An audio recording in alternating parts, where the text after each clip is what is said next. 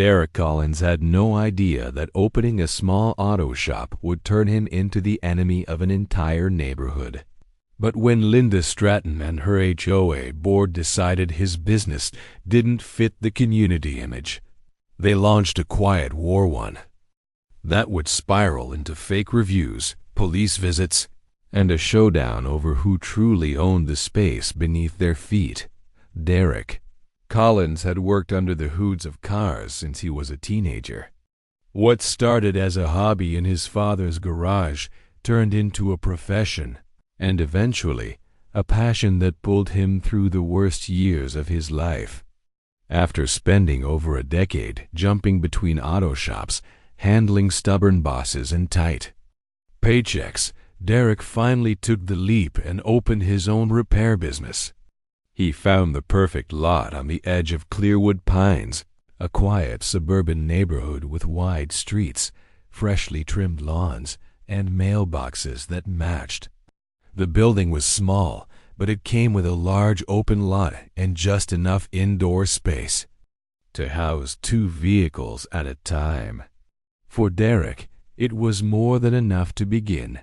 He renovated the space himself, fresh paint, new signage, a waiting bench under the awning, and a few flower pots by the door to make it feel welcoming. It wasn't flashy, but it was honest, clean, and his. He named it Collins Auto Works and opened it on a warm Monday morning in March. Word spread quickly.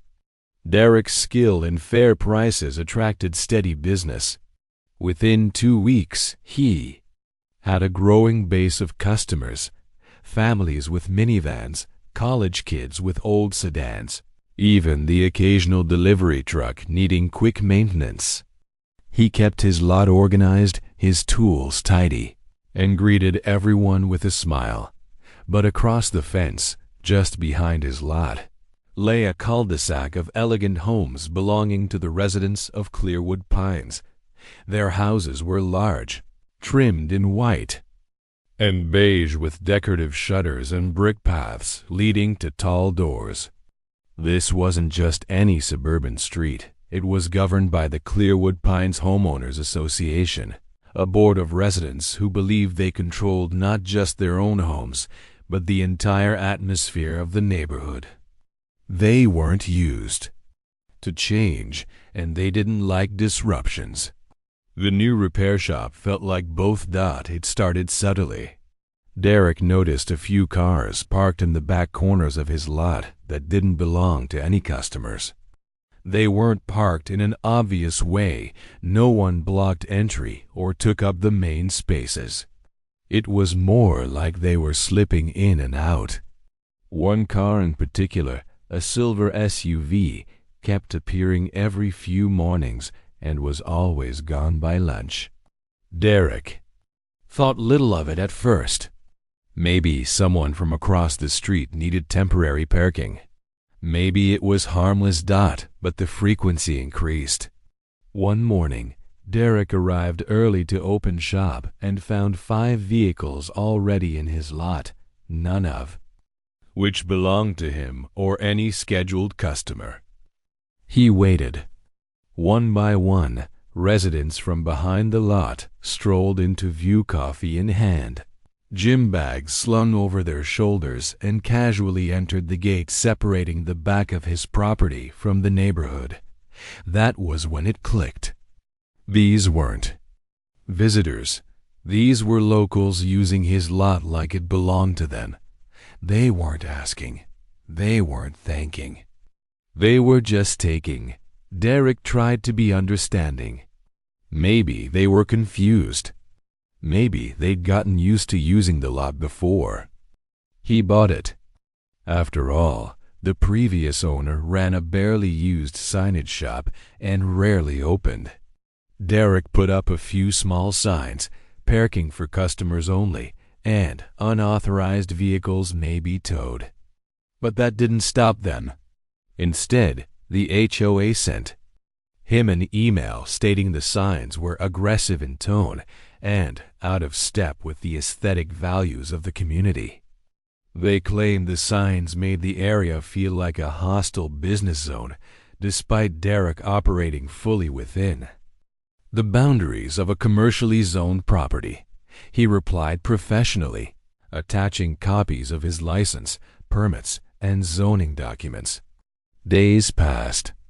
Then, new cars started showing up, this time parked so carelessly that they partially blocked the garage entrance. Derek was forced to reschedule a few customers. He even missed a parts delivery when the truck driver couldn't turn in. As he stood in the middle of his lot one morning, surveying the unexpected mess, a realization settled in. This wasn't a misunderstanding. It was something more deliberate. The HOA wasn't just annoyed by his presence. They saw his space as theirs, and now that someone had the nerve to claim it legally, they didn't want to give it up. Derek tightened his jaw, adjusted his cap, and opened the shop doors. He wasn't about to let them win this quietly. It didn't take long for the situation to unravel further. Within just a few days of Derek putting up his signs, the residents of Clearwood Pines responded not with conversation or compromise, but with quiet defiance. The parking continued, more frequent and more deliberate. Residents began parking closer to Derek's entrance, ignoring the freshly posted warnings. One morning, a row of cars lined the back edge of his property like a wall, nearly boxing in. A customer's pickup truck. Derek had to guide the man out in reverse, carefully inching around vehicles that shouldn't have been there in the first place. It wasn't just the parking.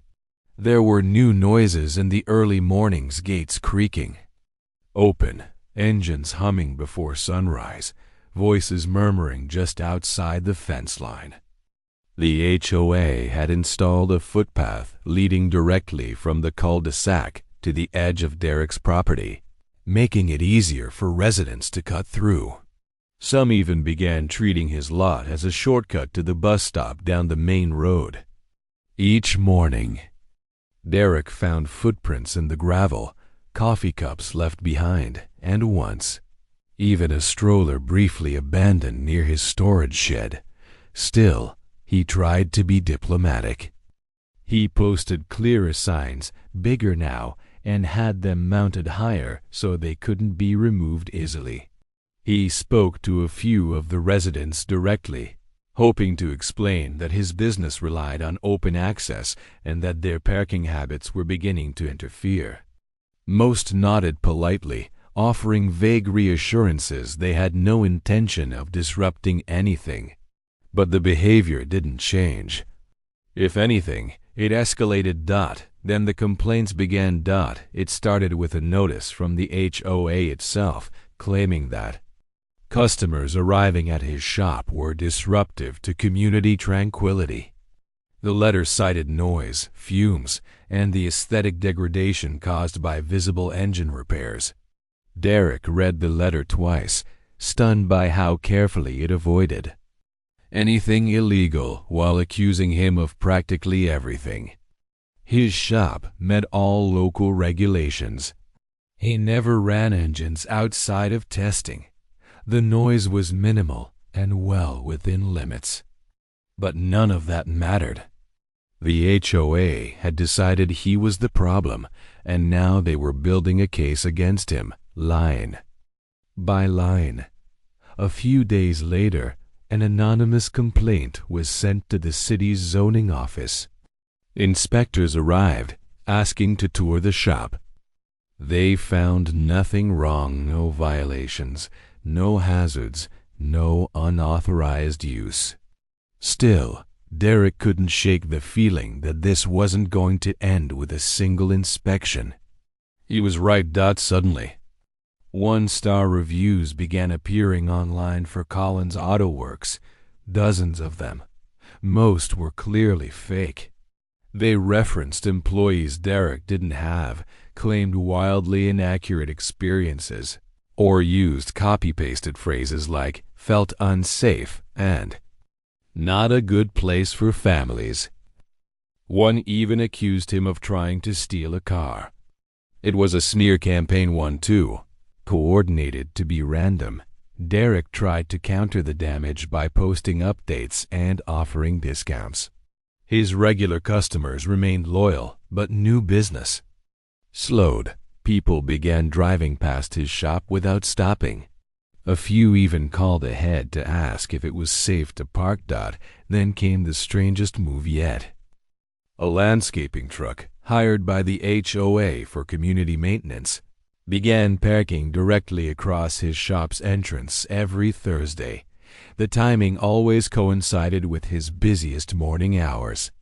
The workers didn't just trim the shrubs, they lingered, leaned on their tools, and stood in quiet clusters that made customers uneasy. Derek filmed them once, documenting the obstruction. The next week, they brought a second truck. The pressure wasn't subtle anymore. It was a slow, organized squeeze. Derek consulted a lawyer who confirmed his right to operate and use the lot as intended, but legal solutions were slow. Every day felt like a new challenge. Sometimes it was a blocked entrance. Other times it was trash scattered across the lot or phone calls at odd hours with no one speaking on the other end. But what disturbed Derek most was the growing sense that he was being watched. A camera, barely visible, had been mounted on a nearby telephone pole. It wasn't part of his own system, and it wasn't city-owned. When he checked with a friend at the utility company, they told him it was registered to a private security firm, one hired recently by the Clearwood Pines, HOO. They were monitoring his shop. That's when Derek knew this wasn't about rules or order. This was about control. The HOA had drawn a line and labeled him the outsider, the invader of their perfect little world. But they hadn't expected him to push back, and they certainly hadn't expected him to fight smart. Derek began preparing for what was coming. Because this war over a parking lot was only just beginning, Derek's patience had limits, and by the time the third week of conflict rolled in, those limits were dangerously close to snapping. He had tried everything: signs, warnings, polite conversations, and even legal consultation, but the HOA refused to back down. Their actions were growing bolder, more coordinated, and increasingly disruptive. Every morning brought a new problem to deal with, and it was beginning to affect not only Derek's livelihood, but his mental focus and daily peace. It all came to a head on a gray, drizzling Tuesday morning. Derek pulled into his lot at 6:45 a.m., expecting a quiet start to prepare for a full day of appointments. What he found instead nearly caused him to slam the brakes in shock. His entire lot, every parking space, every usable patch of gravel was filled. A line of 12 vehicles stretched across the property like a barricade. Not one of them belonged to a customer or delivery partner. They were clean, undamaged, and most had identical Clearwood Pines parking decals neatly displayed on their rear windows. There was no mistaking it. This wasn't a coincidence or another case of careless neighbors. It was a planned occupation. Derek stepped out of his truck and stared at the mess. His first oil change client was scheduled in less than 30 minutes, and the delivery truck with parts was due shortly after. With every space filled, he had nowhere to move incoming vehicles, nowhere for clients to park, and no way to maneuver cars into his garage. Furious but controlled, he took photos of every vehicle, noted their license plates, and called the towing company he had on file for emergencies. Within 40 minutes, 4 of the vehicles had been towed, and Derek was clearing space for his first customers. He thought the worst of the day was behind him. He was wrong. Just after noon, 2 police cars pulled into his now cleared lot. The officers stepped out calmly and approached Derek, asking to speak with him about a civil disturbance. According to them, several homeowners had called in complaints about unauthorized towing and threatening behavior. One even accused Derek of attempting to damage their property while removing the cars. Derek presented his property documentation, zoning permits, and the legal justification for towing unauthorized vehicles from a commercial lot. He was firm, but respectful, careful not to let his frustration come across as aggression. The officers listened, reviewed his paperwork, and finally admitted that he had done nothing illegal. But they left him with a warning that further disputes with residents should be handled through civil court, not towing companies. As the officers left, Derek spotted Linda Stratton, the HOA president, standing at the edge of the cul-de-sac, watching from a distance. Her arms were folded, her face blank but clearly amused. She didn't need to win in court. She just needed to make his life hell in the meantime. By late afternoon, Derek's online review page had exploded with another wave of negative ratings. This time, they were more vicious. Accusations of verbal abuse, racial profiling, overcharging, and even illegal repairs were plastered across every review platform. None of them were from verified customers. The attacks were clearly coordinated, meant to drown out the few real voices who supported his work. One review even claimed Derek had assaulted a resident who politely requested to park while visiting a sick neighbor. It was all lies, but damaging ones. His phone rang constantly that evening. Most calls dropped when he answered. A few were filled with static and silence. One was from a blocked number that whispered a single sentence before hanging up. "You should have just moved." That night, Derek didn't sleep much. He sat in the shop's back office, watching the security feed. He rewound footage from earlier that morning, curious to see how the cars had arrived. The timestamp showed that between 3 o'clock and 3:45 a.m., the cars had entered the lot one by one, quietly and deliberately. None of the drivers looked confused or hurried. It was a silent, organized takeover. For the first time, Derek began to understand the full scope of what he was up against. This wasn't just about parking or neighborhood tension. The HOA, under Linda's leadership, was running a campaign to remove him socially, economically, and, if possible, legally. They were using their network, influence, and resources to isolate and discredit him. If he responded recklessly, they'd have even more ammunition to use against him. But Derek wasn't about to fold. He spent the rest of the night gathering every piece of footage, compiling screenshots, saving the fake reviews, and preparing for the fight ahead. The game had changed. It was no longer about a business lot. It was now about standing his ground against a system that thought it could bully him into silence. And Derek had no plans to back down. The next morning, Derek arrived earlier than ever before. His eyes were heavy from lack of sleep, but his mind was alert, sharpened by adrenaline and frustration. He'd had enough of playing defense. Today, he planned to push back. Armed with a folder full of printout security footage stills, screenshots of fake reviews, notes on vehicle plate numbers, he was ready to take his complaints to the city, code enforcement office, the zoning department, and even local media if necessary. But Clearwood Pines wasn't done yet. Before Derek could even unlock the shop doors, he noticed something odd. His garage entrance was blocked again, not by cars this time, but by two landscaping trucks. They were parked at angles that made it impossible to move anything in or out. A crew of workers in matching uniforms stood beside them, laughing among themselves and sipping from thermoses. One man even sat in a lawn chair directly in front of the bay door, legs crossed, as if daring Derek to say something. He took out his phone, started recording, and approached slowly. No one looked at him. No one moved. It was a performance.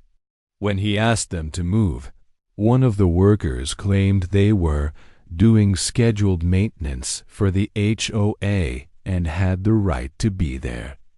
Derek pointed out that his lot wasn't HOA property. The man shrugged, said he was just following instructions, and turned away. Derek didn't bother arguing. He called the police again, reported the obstruction, and waited. An hour later, the trucks finally left, but not before one of the workers knocked over a trash bin, scattering debris across the driveway as a final insult. Customers were already calling to cancel or reschedule by then. One elderly client even admitted she was nervous coming by after reading all the bad reviews online. Derek assured her everything was fine, but he could hear the hesitation in her voice. The damage wasn't just in his lot anymore. It was in people's minds.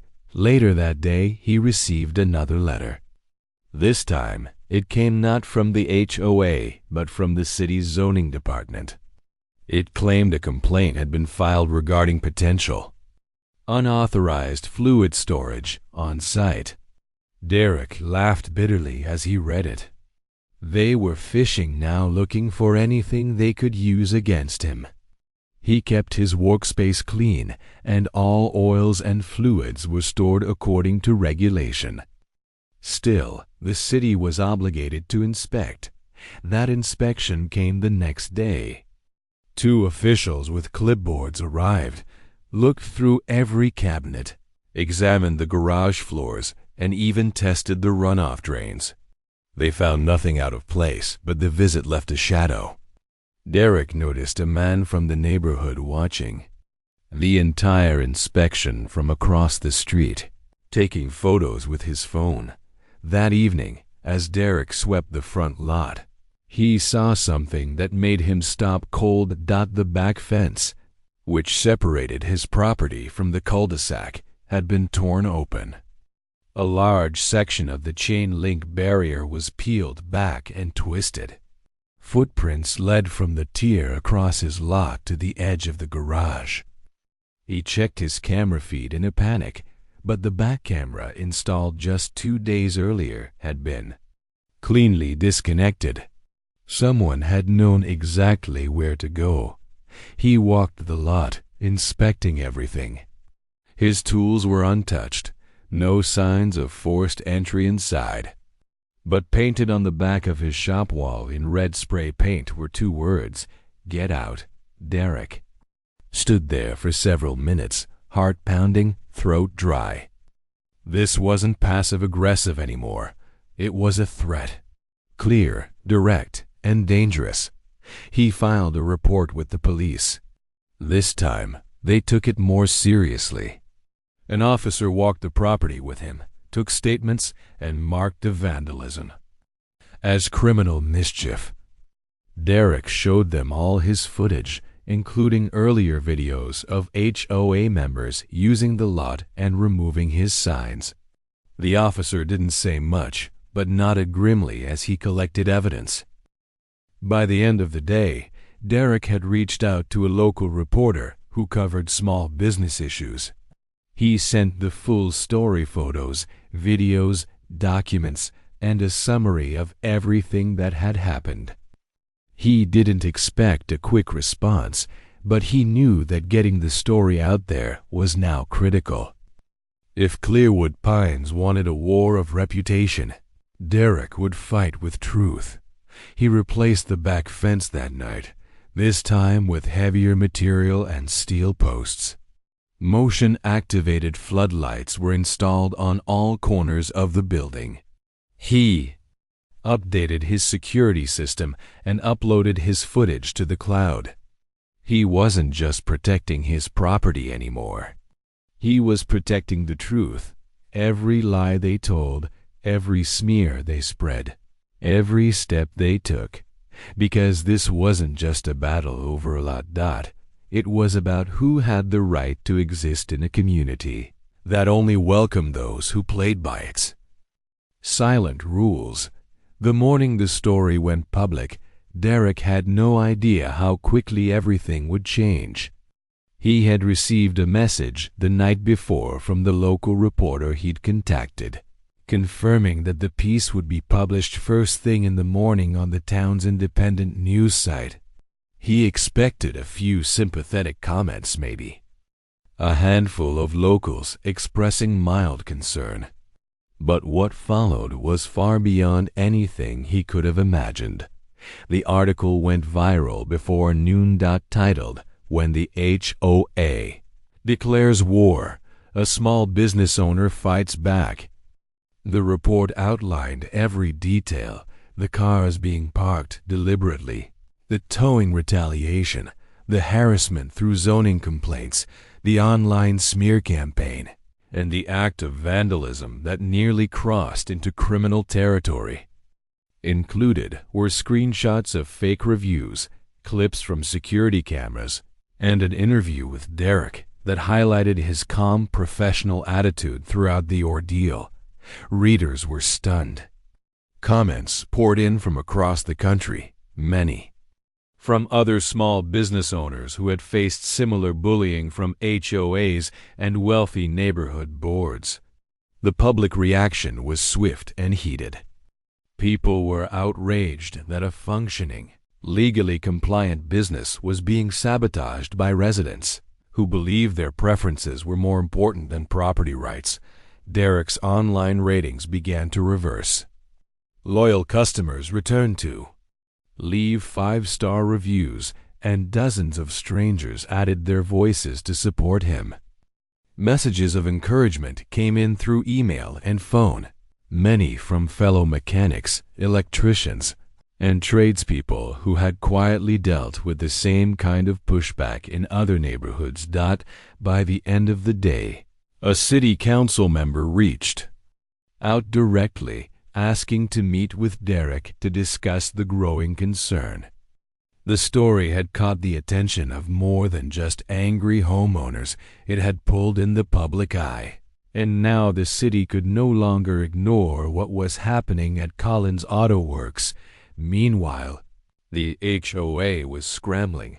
Linda Stratton and her fellow board members issued a statement trying to reframe the situation. They claimed the conflict had been misunderstood, citing community discomfort and safety concerns that were taken out of context. But it was too late. The damage to their reputation had already been done. A separate investigation was launched to review the HOA's use of private security cameras and whether their tactics amounted to targeted harassment. Several residents within Clearwood Pines, once silent or complicit, began to speak out. One anonymous letter to the news site described the HOA board's secret meetings, how members were told to leave negative reviews, and how Linda had personally ordered the landscaping trucks to block Derek's lot. Another resident admitted he had parked in the shop's lot only because others said it was allowed and temporary. Then came the turning point. Footage from the night the back fence was destroyed was recovered from a neighboring building's external camera. Though grainy, it clearly showed a man later identified as an HOA board member walking toward Derek's property with tools in hand. The police, already investigating, had enough to act. That board member was arrested for vandalism and trespassing. The HOA tried to distance themselves, but their grip on the neighborhood weakened overnight. With legal and public pressure mounting, the city issued a cease and desist order against the HOA, demanding they stop interfering with Collins Auto Works or face formal charges. The mayor released a short statement praising Derek for standing up and calling the case a wake-up call about HOA overreach. The following week, Linda Stratton resigned as HOA president. 3 other board members followed. A community vote was held to replace the leadership, and new board members were elected, ones who pledged to rebuild trust and respect the rights of nearby businesses. One of them even visited Derek in person, apologizing on behalf of the neighborhood. In the months that followed, Derek's business flourished. Cars lined up each morning, customers both old and new. He added a second garage door, hired an assistant mechanic, and upgraded his waiting area. His shop became more than just a place to fix cars. It became a symbol of resilience, of what could happen when someone stood their ground and refused to be pushed out by quiet tyranny. Derek never wanted to be a public figure, but now people recognized him when he went to the grocery store or grabbed coffee. Many just wanted to shake his hand. Others asked for advice about dealing with their own HOAs. He always said the same thing: document everything, stay calm, and never let them take what's yours just because they're louder.